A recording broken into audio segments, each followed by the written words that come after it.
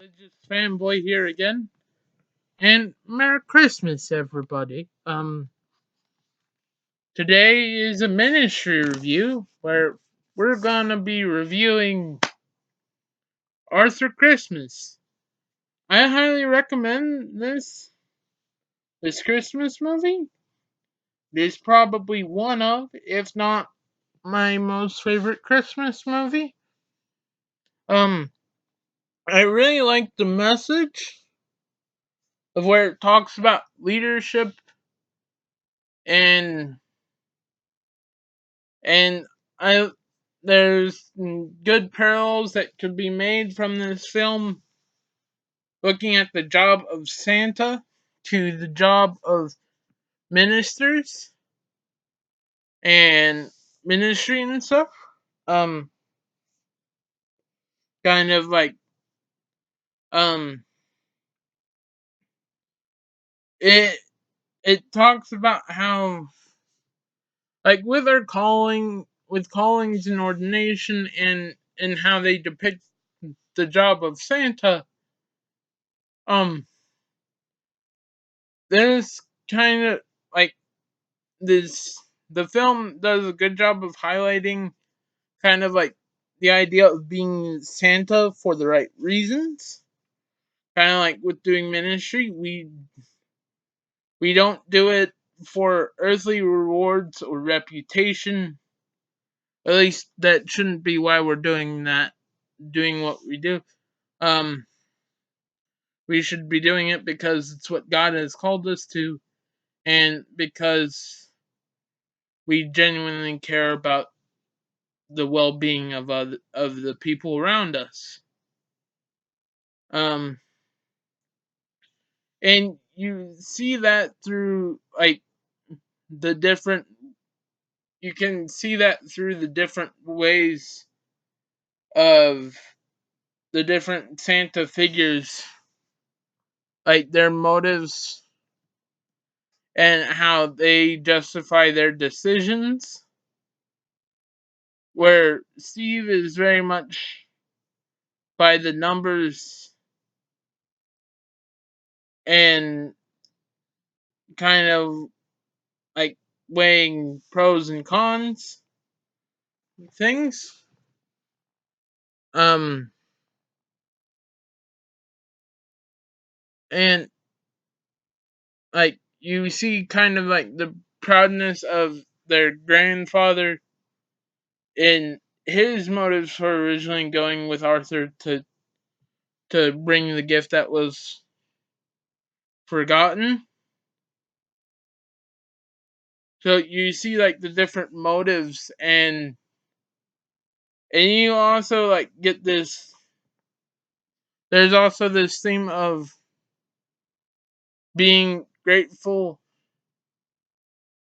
and understanding God's plan for us, and that God has called us to do different jobs. Um, a passage that I'm gonna read from you guys today. I'm reading off of my phone. I'm reading the new translation, the New Living Translation, and the passage is Corinth, 1 Corinthians chapter 12, verses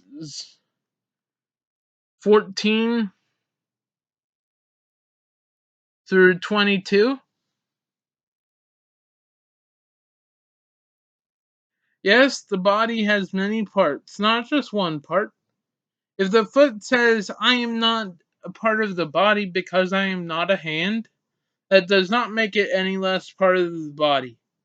If the ear says, I am not part of the body because I am not an eye, would would that make it any less part of the body? If the whole body were an ear, how would you hear? If the whole body were an eye, how would you hear? If the whole body were an ear,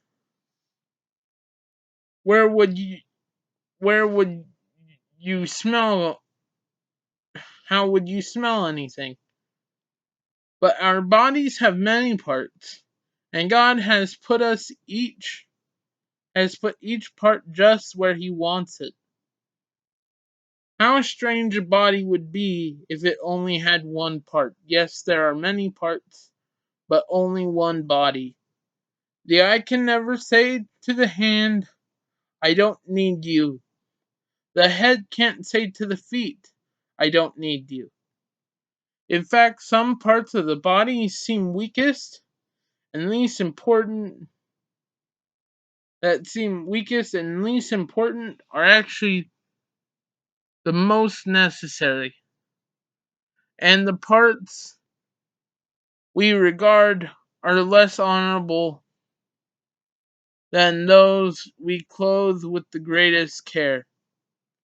So we carefully protect those that should not be seen, while the more honorable parts do not require this special care.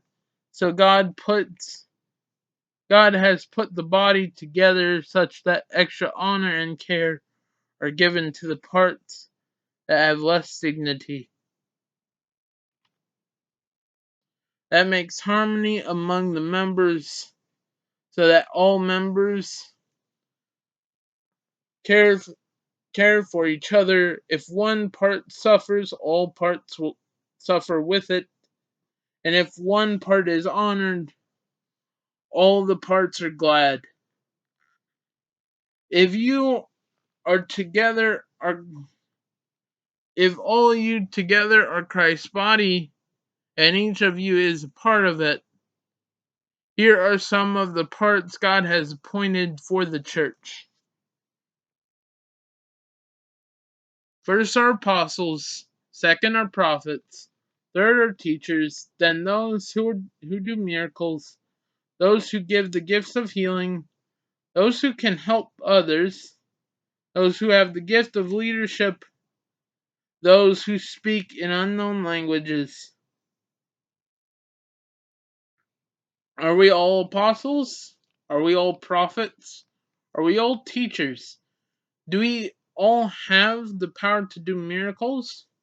Do we all have the gift of healing? Do we all have the ability to speak in unknown languages? Do we all have the ability to interpret unknown languages? Of course not. You should earnestly desire the most helpful gifts. But now let me show you a way of life that is best of all. Even though some people some people are called to do certain things that we view as more admirable and would like opportunities to do, we can find peace and enjoyment through following God and Jesus. And as we grow in our relationship with God, we will better be able to see what God has called us to and his plan for us. We have all been called to go and make disciples who make disciples. But the ways we go about doing that and contributing to the Great Commission are unique and different, and God intended them to be that way. Like how though Steve had smart and innovative ideas that would make things go smoother, there are also where those things are great and necessary, and those actions and having a plan and competence are a holy pursuit. We also need to have the gen there also needs to be people with humility and compassion to remember that every individual, every percent, though how small, to the grand scheme of things they might be, are all important and are all worthy of time. A shepherd that had 100 sheep but lost one is not called to be content with just the 99. For a good shepherd to truly be a good shepherd of his sheep, he needs to also, he can be happy in about the 99 that stayed, but he also has to have the compassion and willingness to go out and return and save that lost sheep. And with that being said, Merry Christmas. May God be with you. I will see you next time. Bye.